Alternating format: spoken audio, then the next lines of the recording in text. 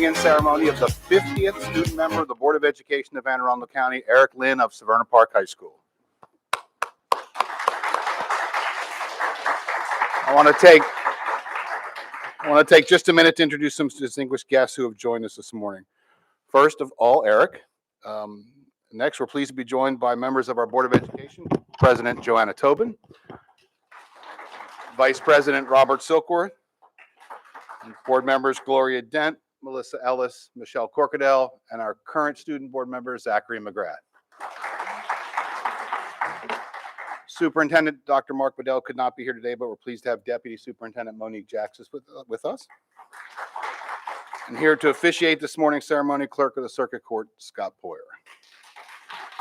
We're also joined by two former student members of the board who've come back to celebrate a half a century of student leadership. Please welcome the very first student member of the board and the only SMOB ever from Andover High School, Jeffrey Robinson.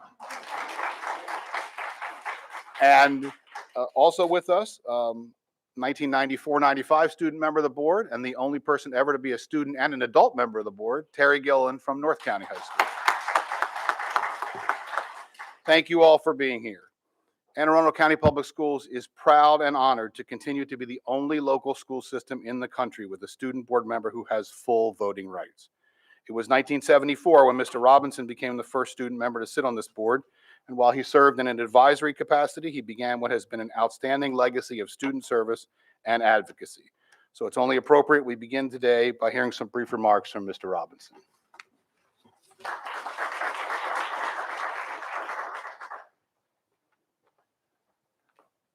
Good morning. So, 50 years of SMOBs. Back in the early days, of course, we removed the word member from the term and primarily referred to the position as a three-letter word. But you all have become so much more refined with your acronyms, thank goodness. So much has happened since that time. Back when this all began, we as students fought over the major issues of the day. Smoking areas in order to keep students out of the bathrooms.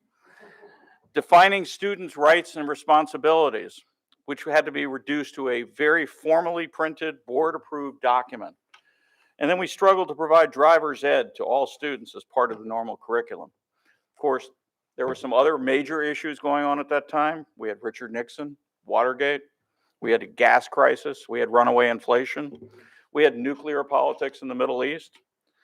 Those were things that were not typically addressed or focused on by student government back at that time, though. Those first few SMOB elections were also much simpler. We were nominated by our school. We were sent to a CRASC meeting where we would have an election. We gave a basic 3-minute speech. After a vote, somebody was elected. That was pretty much it. Our first one was a bit more complicated. CRASC's constitution did not provide for any form of preferential voting, for those of you who are familiar with parliamentary procedure, and therefore we had to have continuous balloting until eventually either they turned the lights off or somebody was elected. I was elected. Somehow we got through the politics and moved on to where we are today. Now, I have to tell you that nowadays, I'm very impressed with the entire election method that you've got going. You've got nominations, you've got town halls, you've got an overall voting process that involves a much broader swath of individuals. And I think that that is very impressive. Starting today, Eric, you're going to probably face some pretty big tests as the new student member on the board. There's one challenge that you likely will not have to face, and that is fighting to gain respect for your position and your role as the SMOB. We've resolved that issue a long time ago. It was purged through what I consider to be the continuous effort of 49 predecessors that you now are following in the footsteps of. Each of them was able to bring a sense of intelligence, professionalism, and insightfulness, all while applying their own personality and perspectives to the job. The SMOB is based on a time-tested philosophy that has kept it safe from political forces who don't understand its meaning. While the SMOB by law must be a student and is elected through democratic processes by the votes of our other students, the position itself has never been considered to be a student representative. Instead, it's a member of the board, just like any other, and with the unique perspective of a student to carry with it. That is what will set you apart from many others across this country who've sought to try to duplicate what we have here in Anne Arundel County. And I think you're going to measure up to that challenge, Eric. I am certain you'll work hard and do a very commendable job. And I'm also sure that you'll do what it takes to honor both your school, the county, the board, and all of those SOPs that came before you. So I wish you well as you take office today and journey through the next year as the 50th member of the student member of the Anne Arundel County Board of Education. Thank you, Eric.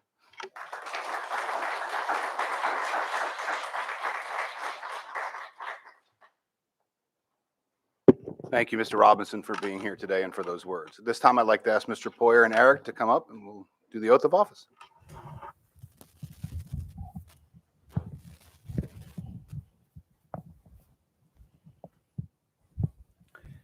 Eric, I'm going to put this microphone up.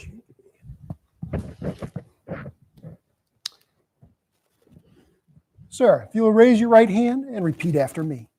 I, Eric Lynn, do swear I, Eric Lynn, do swear that I will support the Constitution that I will support the Constitution of the United States of the United States and that I will be faithful and that I will be faithful and bear true allegiance and bear true allegiance to the state of Maryland to the state of Maryland and support the Constitution and support the Constitution and laws thereof, and laws thereof, and that I will, and that I will, to the best of my skill and judgment, to the best of my skill and judgment, diligently and faithfully, diligently and faithfully, without partiality or prejudice, without partiality or prejudice, execute the office of the office of student member, student member, Anne Arundel County Anne Arundel County Board of Education, Board of Education, according to the Constitution according to the Constitution and the laws of this state. and the laws of this state. Congratulations, sir. An honor to swear you in. Thank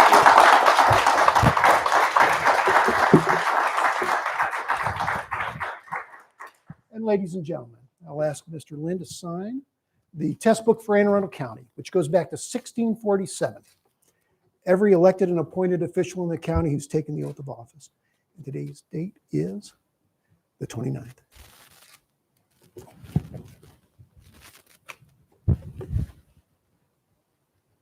Perfect.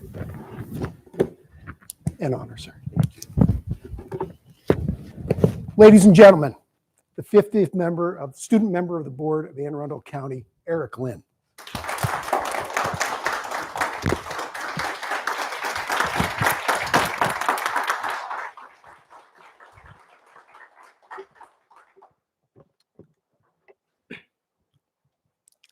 Good morning, everyone. Thank you all for being here today. I know it's very early in the morning, so I appreciate you all getting up extra early to be here with me. Firstly, I would like to thank the students of Anne Arundel County for placing their trust in me to serve as their representative on the Board of Education. I also want to thank my campaign staff and friends for their support and commitment during my campaign, which has brought me here today. I'd like to thank my entire family, especially my mom and dad, for their dedication to my success, and my younger brother Ethan for always finding new ways to challenge me in a good way. And I would like to thank all of the wonderful teachers I've had over my 13 years in AACPS who have fueled my love for learning. I would be remiss if I didn't mention two special people who have been influential in my leadership and advocacy journey. As a freshman in high school, I had no idea what I wanted to do, but joining student government and meeting Miss Christina Bowman changed everything for me. She took a chance on me and appointed me to serve on our school's SGA executive board despite my lack of experience, which was the start of my journey. Throughout high school, she has not only been my teacher, but also a mentor who has taught me so much. I would also like to thank Stacy Pellegrin, our CRASC advisor, for inspiring me to be the best leader I can be and for always being there and looking out for me. It goes without saying that we have some tough challenges facing our board this upcoming school year, but I am excited and ready to work with all of my fellow board members and Dr. Bedell to ensure our students are at the forefront of our policies and decision making. I want every student to know that I am here to advocate for them and that I am here to listen. Each student has a unique story, and I plan to use those experiences to help guide my decisions on the board. I am honored to serve as the 50th student member of the Board of Education, joining a line of extraordinary young leaders who each positively impacted our school system. I am excited to follow suit and work to ensure excellence in education for all of our students. Thank you again, everyone, for coming out this morning, and I hope you have a great rest of your day.